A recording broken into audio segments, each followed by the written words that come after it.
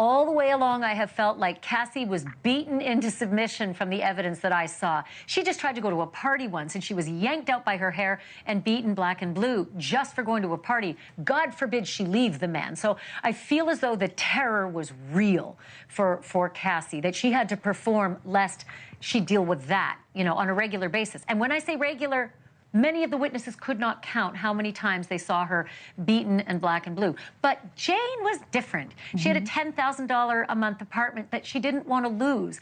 Does that matter to these jurors? Or could they just say, I see sex trafficking with Cassie, I don't see it with Jane, but that is still a predicate act for racketeering?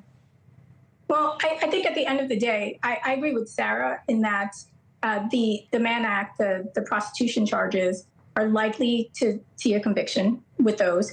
But Jane is different in terms of the relationship, and I think that's where the defense has poked the most holes in the government's case in their cross-examination of Jane. And so I do think there's a stark comparison between the two of them. And so the jury can decide at the end of the day. Count 2 is the sex trafficking with regard to Cassie Ventura, so they're going to find him guilty on that. I think it's likely they'll find guilty, as we mentioned, on the Mann Act stuff.